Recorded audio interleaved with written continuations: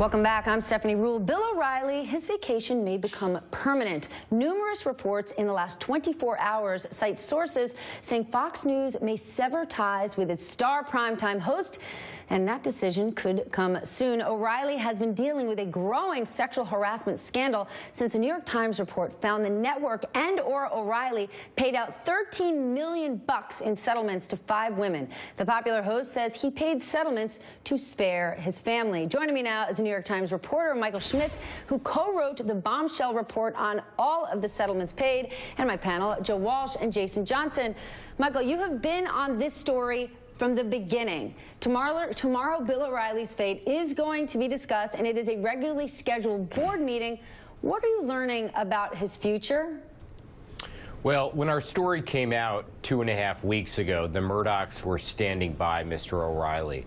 That support appears to have eroded. The question is how much? And how much is Rupert Murdoch willing to continue to fight for Mr. O'Reilly and keep him there? The problem is that it's really begun to impact the bottom line. 50 advertisers have left his show. That's an incredibly important hour to the network. And there's some thought that they can keep him there because he has such high ratings that he brings in other viewers for other shows. But at the same time, can you run a network at 8 o'clock at night that has less than 10 ads? Is this about generations within the Murdochs? Rupert Murdoch's sons, James and Lachlan, the next generation, they've got to think about the future of this company and this network. And Fox has massive viewership, but viewership that needs to change and be more forward-thinking. Is this about moving with the generation? Well, the question for the Murdochs is, where does the bottom line stop and where does the questions about the culture begin? And if you're James Murdoch, you really think that you need to clean up the culture there.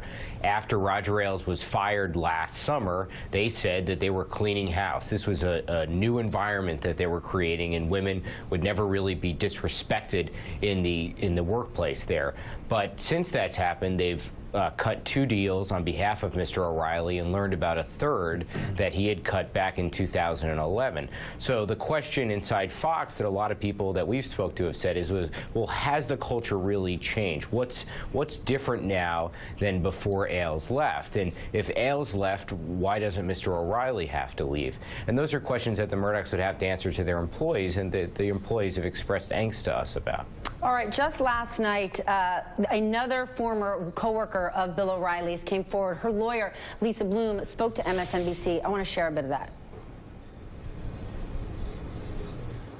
She says that Bill O'Reilly would come by her desk on a regular basis and make offensive comments and sounds to her. She said he would grunt like an animal. He would call her hot chocolate. She's African American.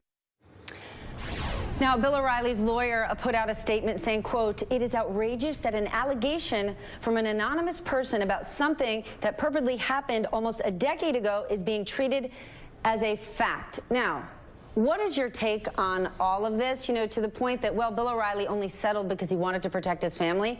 What are you protecting your family from if you didn't do anything? Right, exactly. You don't need a defense if you're not guilty. Look, this is not surprising. Literally, when that quote came out from an African-American woman last night, I called a friend of mine who used to work at Fox who told similar stories. And I was like, is this you? She said, no, this has been the environment there for a long time. I think there are multiple ways this could be solved. One, you probably need to let him go.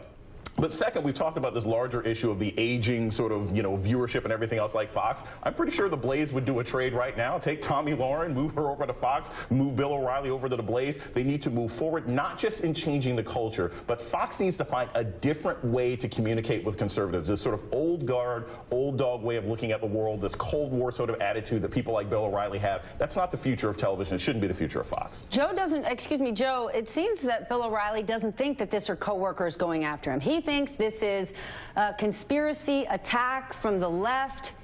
What's your take here? Stephanie, I'm all about public figures fighting back when they've been unfairly charged, but you're talking too many women. This is the cumulative effect. It's just too much. He has to go, and Fox does have to change. I mean, it is a vibrant conservative voice, but it needs to reach a bigger, broader, younger audience. This should force Fox, I think, to change what they're doing. Or an audience that gets advertisers, because at the end of the day, Yes, that's right. what matters. All right, we're going to take a break. Mike